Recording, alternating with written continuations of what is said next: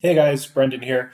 I just wanted to do a quick video talking about reverb and ways that we can use it in our productions in perhaps some more interesting ways than just throwing it at the end of a signal chain. So let's say you're working on a track and you've got a really nice synth sound that you've just crafted and you want to give it a sense of space and work it into your mix. And the problem is you don't have any fancy reverb plugins, so you bust out the Ableton stock reverb and throw it on the end of the signal chain. I mean, after all, you don't really have any other options unless you shell out some cash for a fancy paid reverb plugin, right? Actually, no. So you actually have a lot more options than just throwing the reverb at the end of your signal chain. And something that I see a lot of beginners overlook in Ableton is the fact that the stock plugins that they give you access to are actually better suited as like building blocks to larger, more complex, and more dynamic chains of effects. And these can be achieved through something called parallel processing. The way to do this in Ableton is using the audio effect rack, which we're going to look into a little bit today. And it opens up a whole new world of mixing and sound design. Today we're just going to focus on the reverb, but I'm going to have some future videos expanding on what we can do with parallel processing in Ableton. I also wanted to mention that I have a new single out today. It is called LUMINOS. It's available on all of the usual streaming services, Spotify, Apple Music, as well as my Bandcamp. So you can find those links down in the description below. Enough about that. Let's go ahead and take a look at some interesting uses of reverb in Ableton. So here's our boring reverb, okay? So first I've just got a little synth patch using the wavetable synth here. It's fine. And then I've got a reverb with just a couple tweaks to the settings here. And again, it's fine, but there are a lot of things that we can do besides this simple reverb after synth kind of effect chain. So let's go ahead and take a look at what these are.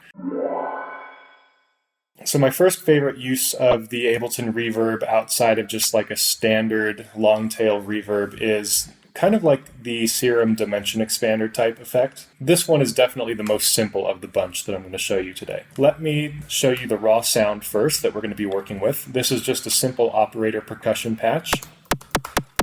Pretty dry, pretty boring. But let's see what happens as soon as we add a reverb here. Okay, so that's fine. Now, what I want to do is take this size parameter and take it all the way down to the lowest setting, and then the decay down to the lowest setting as well. And we're going to keep the density on low, or we may even change it to sparse later, but let's hear what this sounds like. So it's almost undetectable. If we change the decay time a little bit, we can get a little more out of it. But I really like to keep it short. But where this really short decay time reverb really shines is when you throw some really aggressive OTT compression after it. So let's do that. So all the way, already that's sounding a lot more interesting.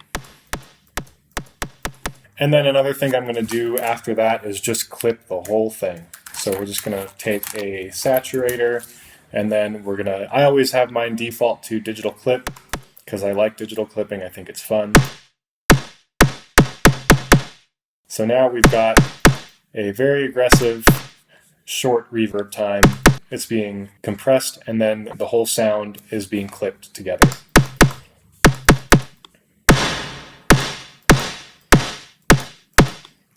You can also change the shape of the early reflections here.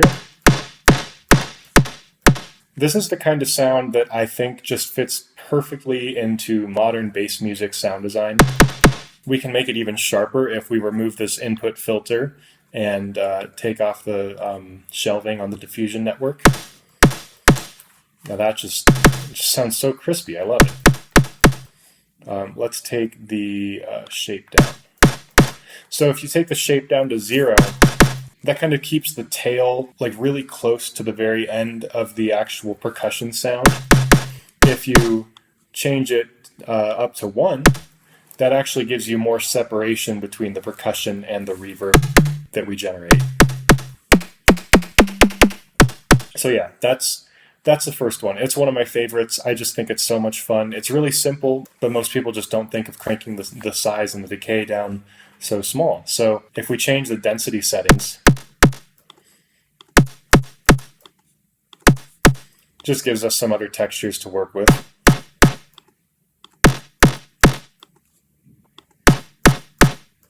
Yeah, I love it. It's my favorite. Okay, so these next three examples are going to use an audio effect rack that splits our signal into two separate chains, a dry chain and a wet chain. So let me show you how that is done. We are going to, first we're going to add an EQ, EQ8, and then we're going to add a reverb. And then what I want to do is select those both and hit Command G. That groups them together into a rack. And then if we click this little button on the left side here, that shows us the chains in our audio effect rack. So we can right click here and click Create Chain. We're going to label this one Dry. And we're not going to put any audio effects on it. So what this is just our dry signal coming through the audio effect rack. And then on our wet chain, we have the EQ and we have the reverb. And one very important thing, whenever you're setting something up with a dry chain and a wet chain like this in the audio effect rack, you want to make sure that any time-based effects that you're using are set to 100% wet, because we don't need any of the dry signal coming in because we've got a separate chain set up for the dry signal. You may be thinking, okay, why would we use an EQ before this when we've already got an input filter on the reverb? We can filter out the highs, filter out the lows, right? Like, why use an EQ?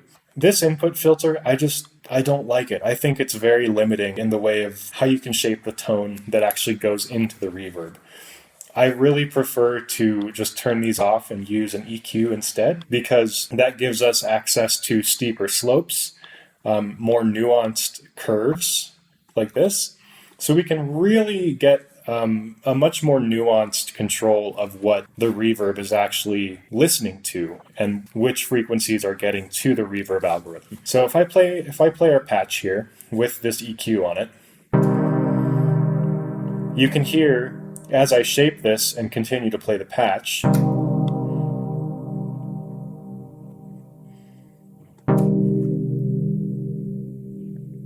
just by moving these filters around on the EQ, we have access to so much more tonal shaping than we would have with this input filter on the reverb. And I love this. I think it's so much fun to use an EQ to shape pre-reverb. It just opens up so many more sound design possibilities. And I think it makes the Ableton Reverb shine and stretch a little bit further than you would be able to achieve with just the reverb alone. So I encourage you to try this routing on your next patch and just see what you come up with. See if this gives you a little bit more control over the Ableton stock reverb. I personally have found that I get a lot more mileage out of the stock reverb when I use this routing. The next one I want to look at is using the stock reverb in combination with a frequency shifter on snare drums. Specifically on snare drums is where this shines, but you could use it on other things too. But I really like it on snare drums. So I've got just like a snare drum that I made here. It's loaded into a simpler, and what I'm going to do is I'm going to throw on a frequency shifter. That's the shifter device, and then I'm going to throw a reverb on there as well. And we're going to do the same kind of routing we did before with a dry and a wet. So I'm going to group it together, and then I'm going to create a new chain, call one of them wet, and then call the other one dry. And let's see. So let's just hear the wet chain first. And remember, we want to set the wet all the way to 100%. So there is that. If we set this shifter to frequency shifter mode and then just start to play around with the fine tuning here, we get this kind of like an extra tonal layer. Now I'm going to do kind of something similar to what we did on our dimension expander effect and make these size and decay times really short. And then when we start to mix this in with our dry chain, this is what we get.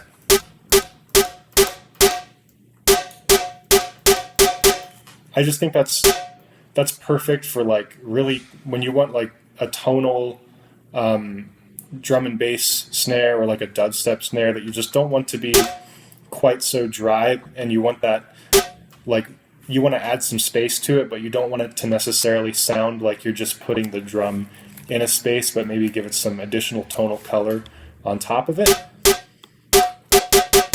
this is just perfect for that. The next one I want to look at is similar to the routing we've done before, but instead of using an EQ like we did in the second one, or a frequency shifter like we did in the third one, in this one we're going to be using a phaser. And we're just going to use the stock phaser, and we're going to load in the reverb. And let's see, you know what, we might as well just use an EQ just like before. And then we're going to group all of these together and then create our dry chain, and then we'll call this one our wet chain. Okay, so let's first listen to our patch, just dry. Just a little vital patch. And now let's see, let's just listen to the wet chain here. And we got to remember, always set your wet reverb, your reverb to 100% wet when you're using parallel processing. Okay, so you can hear we've got the phaser going into the EQ, which is not doing anything yet, and then that is going into the reverb. So that alone already gives our reverb an interesting character.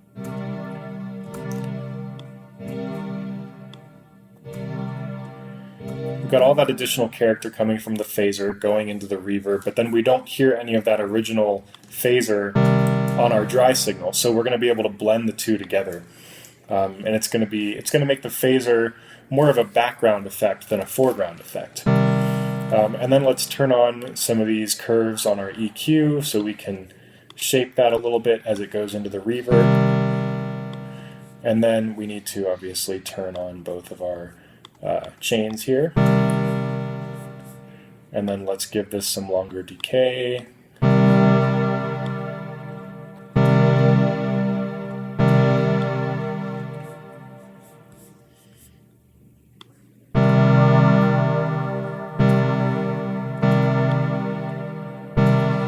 I think phasers really shine more in the high end of the frequency spectrum, so we're going to take off some of those lows. So yeah, as you can hear, this is giving our reverb a unique character that we wouldn't have just by running these effects all in a single chain directly after the synth. By splitting them into two separate chains, we give ourselves a lot more control over what is in the foreground and what is in the background.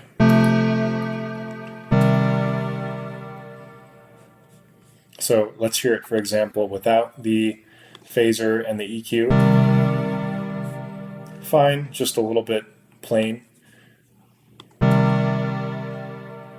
And then with it, it just gives it a little extra dimension of movement in the background, which I really like.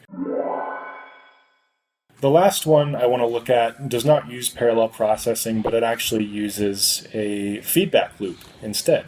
So I've already got a feedback loop set up on a return channel here, but I'm going to set it up again. So we need to create a new return channel. I'm going to call it Shimmer Reverb Demo. And the way we enable the signal to flow back into itself after coming in through the return is we have to go to this little slider box here that's say negative infinity. We'll go to the second one because this is for return channel B. We're going to right click on it and click enable send. So now we have the ability to send return B back into itself. So this is what's going to give it the shimmer effect by using a combination of some pitch shifting, a grain delay, and a reverb. So let's take a look at this. First, let's listen to our original patch. Same thing we used in the phaser into verb demo. So let's take a look. First, I'm going to put a reverb on our original channel. And you know what I'm going to do? I'm just going to take the reverb straight off of the EQ into verb because this is kind of my default reverb anyway. Yeah, sounds good. But in order to give it that shimmer, we now need to send it into the return channel. But before we do that, we need to set up the shimmer feedback loop. So we're going to need a shifter, and we're going to use this one in pitch shifter mode here. Let's shift it up 1 octave, and then we can use a grain delay.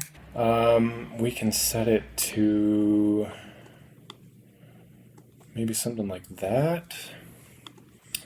And then we're going to put a reverb on it as well, just to blur the signal coming into there a little bit more. And then, of course, we want to set that to 100% wet. So first, that's our signal coming out of this track here. Now, as we start to send it into this Shimmer Reverb return, you can hear the reverb is starting to get shifted up an octave. But I actually want to change this, this window setting on the shifter. It'll just give us a slightly cleaner sound on that pitch shift because we're going to prioritize the integrity of the tone, not the response time of the pitch shift algorithm. So now, if we start to feedback this Shimmer Reverb return into itself, listen to what happens.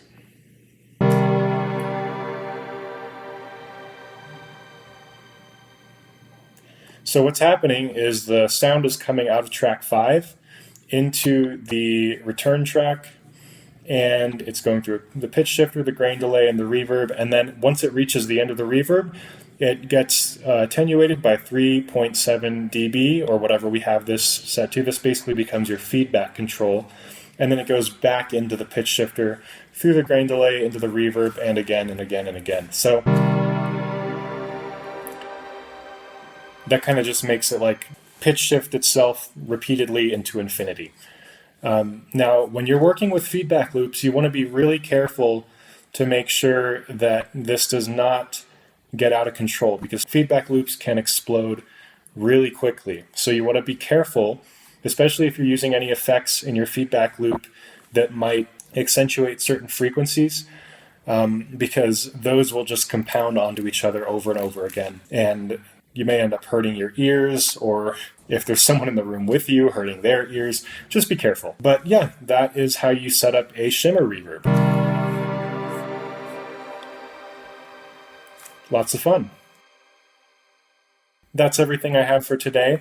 If you enjoyed this video, be sure to hit the like button and subscribe. Stay tuned for more videos about parallel processing and how to get more out of the stock Ableton plugins. That's all I've got for today. I hope you enjoyed it, and thanks for watching.